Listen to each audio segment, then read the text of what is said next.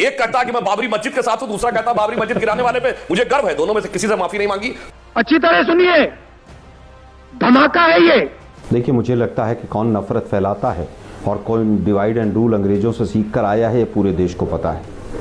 आप बताइए, शमशान और कब्रिस्तान के नाम पर देश के प्रधानमंत्री वोट मांगे और आरोपी जो है कांग्रेस है। बीजेपी के तमाम सांसद कहें गोली मारे उनको, नारे लगाएं सभाओं में जाके, और हम नफरत फैला रहे हैं क्योंकि आप सांप्रदायिकता हमेशा से फैलाते आए हैं। आपके सेटिंग सांसद भी यूपी में जाके कहें हमें मुसलमानों का एक वोट नहीं चाहिए। यही कारण है कि सांप्रदायिकता कौन फैला रहा है पूरा सब देख रहे हैं। सोशल मीडिया पर कौन कौन से ट्वीट आप लोग, आपका जो डर्टी ट्रिक्स डिपार्टमेंट है वो डालता है, फिर उसके बाद उसको डिलीट करता है। अच्छा, आप केवल ये बताइए कि आप झूठ की राजनीति और नफरत की राजनीति कब तक करेंगे। जम्मू कश्मीर में जाते हैं तो बाप बेटी और बाप बेटा सबसे ज़्यादा गद्दार लोग हैं और सबसे ज़्यादा भ्रष्ट हैं। पहली बार अटल बिहारी वाजपेयी जी की सरकार आई तो बाप बेटे दोनों केंद्र में मंत्री हो गए। जब दूसरी बार आपका मौका मिला जम्मू कश्मीर में तो बाप बेटी के साथ आपने सरकार बना ली। केरल में गए तो मोदी जी केरल की तुलना सोमालिया से कर रहे हैं। बिहार में गए तो बिहार में जंगल राज था 15 साल पहले, अपनी कोई बात नहीं करेंगे। अभी हिंदू मुसलमान होगा, लोकसभा का चुनाव होगा तो भारत पाकिस्तान होगा। अच्छा, देश के प्रधानमंत्री जब शहीदों के फोटो पीछे लगा के कहें कि पाकिस्तान बहुत बुरा देश है और सारे वोट हमें दे दो, और जो वोट डालो उसको केवल पूरी तरह से ये सोचकर डालो कि भाई ये शहीदों के नाम पर हमें वोट दे दो, तो आप क्या कर रहे हैं? आपके पास बेरोजगारी के लिए बात करने को कुछ नहीं है। आप तमाम झूठे आंकड़े प्रस्तुत करते हैं। आपके पास माइग्रेशन ऑफ लेबर्स के पास आंकड़े नहीं हैं। आपके पास तमाम अर्थशास्त्र के जितने आंकड़े हैं सब गायब। अच्छा, हमको सिखा रिया है।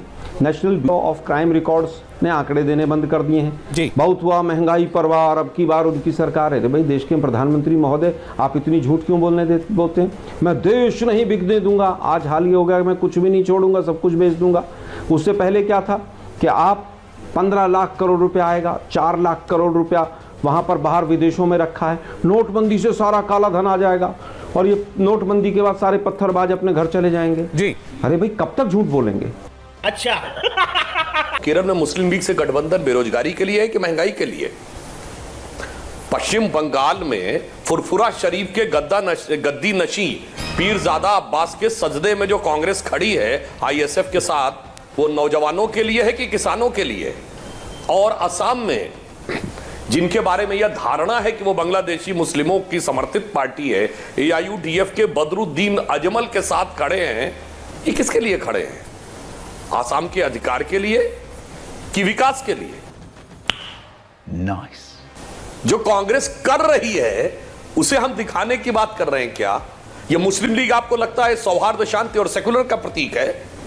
पीरजादा अब्बास सिद्दीकी के बयान सौहार्द और सेकुलरिज्म का प्रतीक है। इससे पहले ये ओवैसी के साथ आंध्र प्रदेश में सरकार चला चुके हैं, ये सौहार्द का प्रतीक है। वही तो मैं कहना चाहता हूं। जब जब हमारे खिलाफ कांग्रेस ने पिछले 25 साल में जब भी गठबंधन किया तो एक ही नारा दिया है, सांप्रदायिक शक्तियों को रोकने के लिए सेकुलर दल एक होता। ये अभी ट्रेलर है, पिक्चर अभी बात। फिर कहते हैं बेरोजगारी, विकास और महंगाई पे बात करो। मेरे भाई तय तो कर लो। अगर महंगाई और विकास की बात है तो जिनके मैंने नाम लिए इनकी कदमबोसी करने की जरूरत क्यों पड़ रही है? अगर आपको लगता है, चलिए बोलिए। नहीं, आपको लगता है शिवसेना, अकाली दल, मुस्लिम लीग, फलाना ढिकड़ा, AIMM ये सब सांप्रदायिक दल हैं और ये सब जो है बैन होने चाहिए, तो आप लोग 7 साल से पकौड़े तल रहे हैं क्या केंद्र में बैठ के?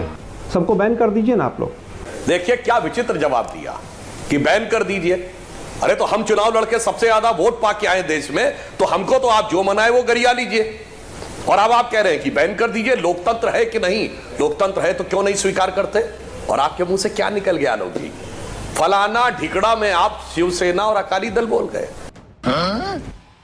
किसान आंदोलन पर तो अकाली दल आपके साथ है और शिवसेना के साथ तो आपकी अगाड़ी की सरकार चल रही है, जिससे महाराष्ट्र में कितना अगाड़ी कितना पिछाड़ी हो रहा है सबको समझ में आ रहा है। आपके जैसा महान सामंजस्य तो किसी में हो ही नहीं सकता कि पूरब में पीरजादा अब्बास के साथ और पश्चिम में शिवसेना के साथ। गजब है भाई। एक कहता कि मैं बाबरी मस्जिद के साथ हूं, दूसरा कहता बाबरी मस्जिद गिराने वाले पे मुझे गर्व है। दोनों में से किसी से माफी नहीं मांगी, दोनों से समान भाव से साथ है। और आपने जिनका नाम लिया, असदुद्दीन ओवैसी, उनकी पार्टी का क्या नाम है? मजलिसे इत्तेहादुल मुसलमीन। फारसी का शब्द इत्तेहाद मतलब मुसलमानों की एकता को समर्पित मजलिस। इसके साथ मिलकर अविभाजित आंध्र में सरकार किसने वो चलाई है? कांग्रेस ने। थोड़ा ऊपर, थोड़ा लेफ्ट। जब अकबरुद्दीन ओवैसी ने वो घटिया बयान दिया था कि 15 मिनट के लिए पुलिस हटा ले, आपके साथ गठबंधन सरकार में थे। बोलिए आपने गठबंधन तोड़ा था क्या? चलिए उनको कोई नोटिस भी दिया था क्या? आंध्र प्रदेश % मुसलमानों को, अल्पसंख्यकों को नहीं। उसके बाद सर्वोच्च न्यायालय से स्ट्रक डाउन हो जाएगा। तो फिर कर्नाटक में कहेंगे फिर 5% मुसलमानों को आरक्षण, अल्पसंख्यकों को नहीं, फिर स्ट्रक डाउन हो जाएगा। तो 2012 में उत्तर प्रदेश में कहेंगे कि हम पुलिस में मुस्लिमों को आरक्षण देंगे। 2008 में हद तो तब हो जाती है जब यूपीए 1 का डिफेंस मिनिस्टर कहता there should be a Muslim in Indian army. जब आर्मी चीफ विरोध करते तो पीछे हटते। प्रधानमंत्री कहते हैं Muslim should have first right over the national resources of India. जनता माफ नहीं करेगी।